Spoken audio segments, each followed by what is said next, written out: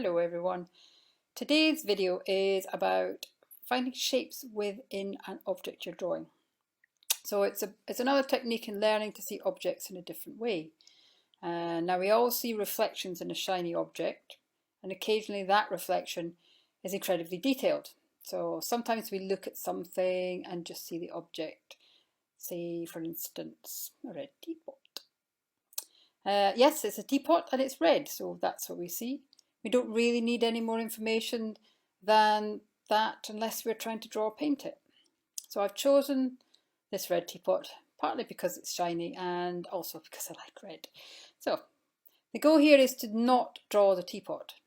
In a similar fashion to negative space, we are going to draw the shapes within the teapot. Unfortunately, I've only got a print of the teapot, but it will work for the exercise. You can of course use any object you like. It has to have some reflection showing, and also make sure you're in a well lit space, because then we get more reflections.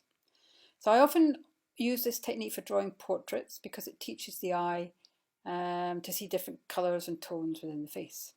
So to work, moving the camera down. I know I keep saying I'm moving the camera, but actually I'm moving my computer. So here we go. So our red teapot.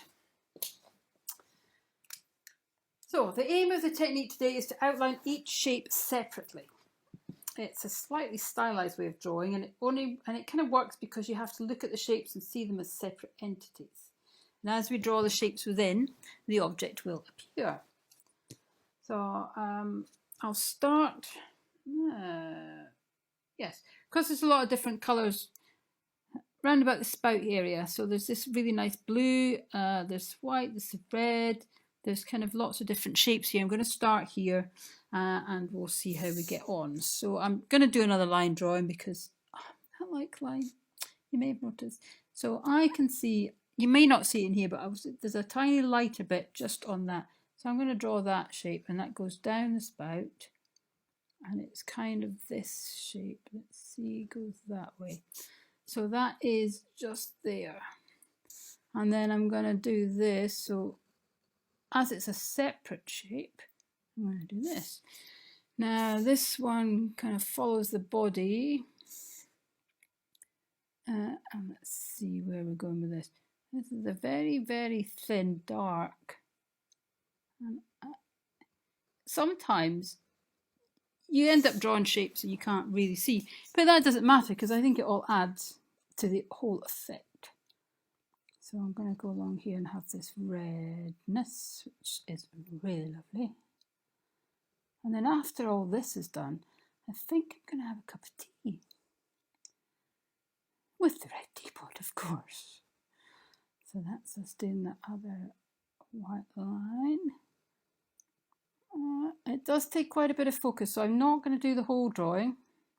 Now, where am I? You can break these up into a lot smaller shapes. That is quite a complicated one, so I don't want to do another one like that.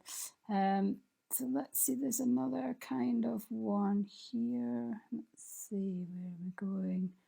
Follow this line round. And then try to remember where you were before. Okay, here we go. That's it. And then we've cut there. There we go. So I've made it a lot bigger than it would normally be. Otherwise, the teapot would need to be on a piece of paper about 3 times the size. But that's okay. So let's do that. Then we'll add this little bit there. And then we've got the last bit. So I'm going to take this all the way around so you can actually see where the spout is going to. So okay, I'm not doing the whole teapot, but I'm doing a part of it. So this is, that bit there is here, and then we're there. So let's do this really nice blue, which is one of the reasons I quite liked it. And it's got a dark bit there, so there's a reflection of that into the reflection of the teapot. So let's see, where are we going? So that would be good there. It does get confusing, but it's quite fun. And I think I made a mistake there. Never mind.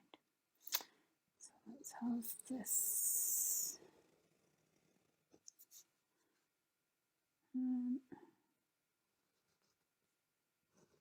Going back on myself. Right, so let's find that around this nice blue.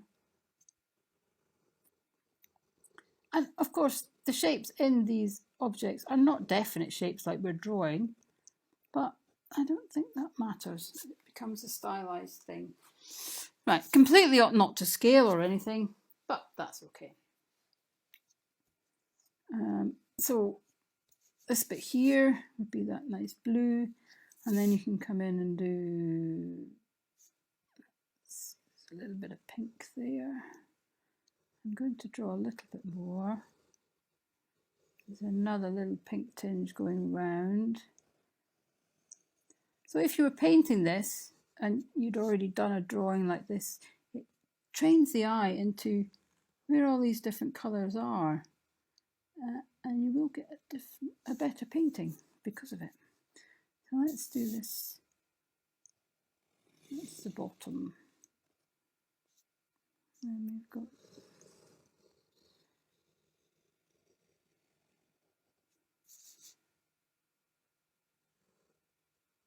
and that's that bit. And that funny little bit just here. Let's come down here.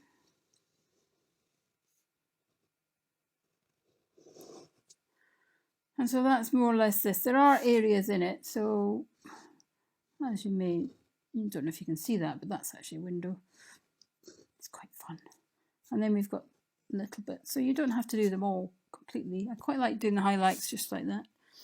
It's not the best rendition of a teapot, but I'm going to show you one I did earlier. The one I did earlier, I'll just take this away, hold on. And we can remove this too. So the one I did earlier was drawn from a picture on the computer. So I had a lot more detail to deal with, and it was better quality. So this is kind of what I mean by, it's the same drawing, but the print doesn't show up. There was an awful lot more shadows and lights. So this is that window I drew. So this is the idea I'm thinking of. It's quite a nice stylized drawing. You must remember also when you're doing them, if people don't see what you're drawing, all they see is the final picture. So it doesn't matter. You know if it's right or wrong, because there is no right or wrong. You can make up shapes if you want, or you can disregard shapes depending on how you think the picture looks. That's it. So as I was talking about using this technique for portraiture, it seemed appropriate to show you one of those as well. So here we are. So this is a self, see if you can see that, hold that out the light. Self-portrait I did as one of a series when I was at uni. And that's using that same technique. It's great for faces because it teaches you all the different colours. If you look very, very closely at face or skin itself, hands, skin, in any of your skin, there are lots of different colours and tones within it that we gloss over in everyday life, and when you're drawing and painting, it's really nice to start focusing on them. So yes, as I said, remember, no one has to see what you're drawing, and this is an exercise and a kind of practice. So hope you enjoy it. Bye for now.